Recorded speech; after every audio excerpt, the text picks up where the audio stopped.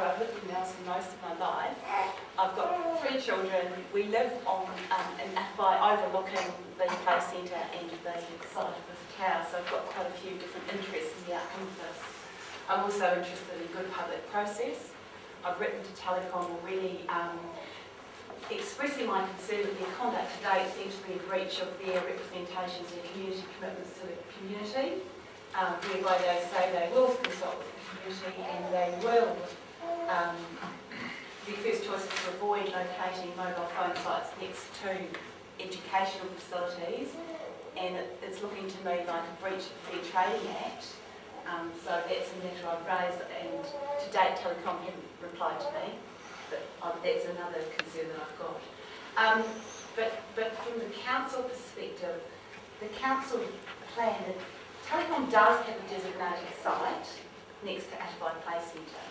But the plan itself states that the site was designated because it had pre-existing telecommunication facilities, that the pre-existing facilities were lawful as a result of ministerial requirements, and it was a means of ensuring Telecom's interest in that property was maintained. And according to the Nelson plan, that was the basis of the designation. The designation then says that it's on the basis that the existing site and associated works will continue to operate in a similar manner to that currently in place. Now, as I understand it, this new 3G technology is a new technology. Even cell phones were barely known when this original work was done, and certainly hardly anybody had them.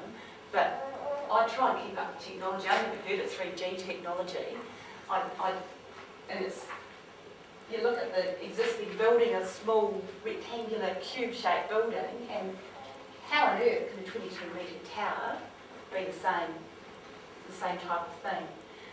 Again, the designation says the principal effects relate to the continued maintenance and servicing of these facilities, and they are unlikely to change significantly in the future in terms of character, scale, or intensity.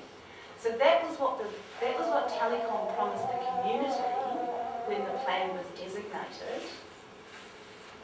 That is not what Telecom is now proposing. And the explanatory statement states that no consultation has been undertaken since the site is presently administered by Telecom and the activities are already established on site. So the designation was to protect the existing activities that Telecom had on that site. On that basis, it was considered there was no need for consultation with the community about those activities because they were already there, and Telecom was promising it was just going to keep on doing the same thing. However, the council do recognise that notwithstanding this, Telecom has a commitment on all resource management issues to consult with affected parties, Tangata Whenua, and the local authorities as appropriate. This policy will be implemented in respect of any new relevant works on this site.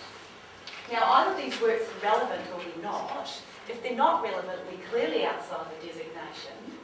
If they are relevant works in terms of this provision, then there clearly should have been consultation. I don't see how Telecom can have it any other way.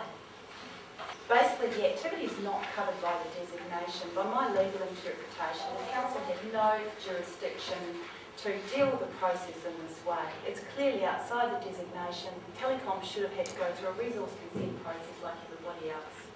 And I'd say it's ultra vires.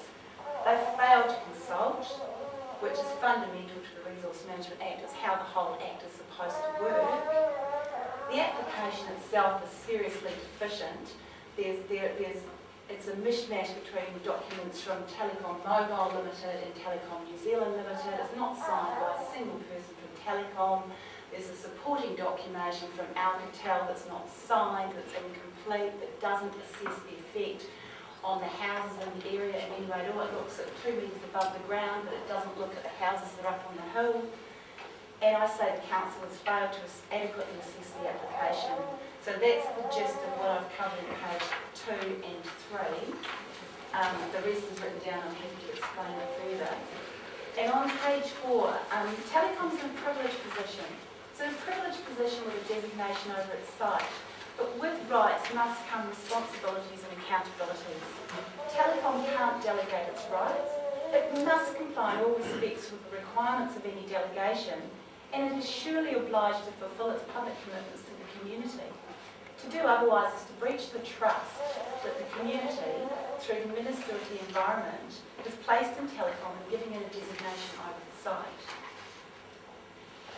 And Telecom's applications outside the jurisdiction of the plan. It's not unlawful for them to make an application, but it's unlawful, I say, for them to rely on an application that's without jurisdiction. The application is not fairly and squarely within the scope of the designation. The character scale and effects of the proposal are completely different from the existing low-impact activities. The application for approval of an outline plan and reliance on this process is surely unlawful. The application should not have been for an outline plan, but for a resource consent.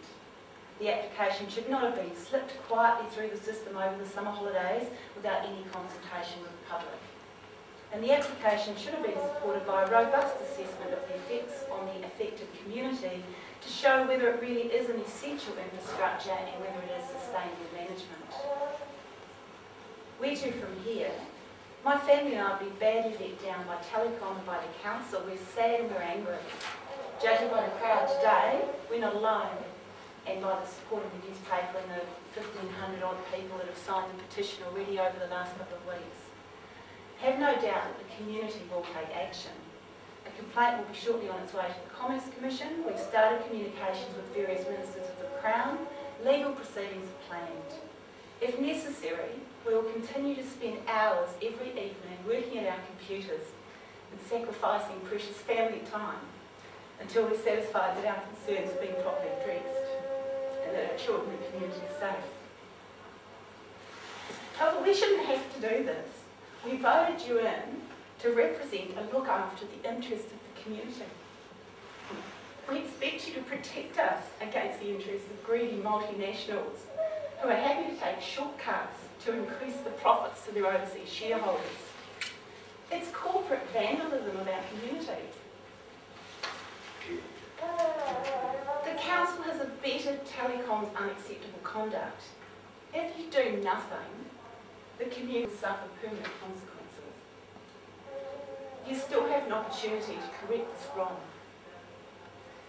Councillors, we're here today to seek your help. We say fair cop, hands up, your staff have let us down. The approval was issued for infrastructure of a different character, intensity and scale to that covered by the designation. The application is not supported by adequate information or proper assessment of effects. It does not represent sustainable management of the type required by the Resource Management Act, nor is it natural justice as demanded by the law. Please seek a full and frank report from your staff as to all the options you have to address the concerns of the community. Please revoke the approval that you gave, which was based on Telecom's misleading application. Please delay issue of any building consent until the community has been fully consulted and all possible alternative sites have been considered, and even whether there's a need for this tower at all. I mean, Vodafone seem to manage perfectly well without these towers everywhere. We don't know. I'm happy to assess information, but Telecom won't even give us anything to look at. We don't even know what they need, why they're doing it, what they want. And please, when you have had a chance to consider it, can you let us know what you'll do and how you can help us look after the committee? We've got a team of articulate, concerned, great citizens. We're prepared to do our bit, but it would be just great if the council could do its bit too.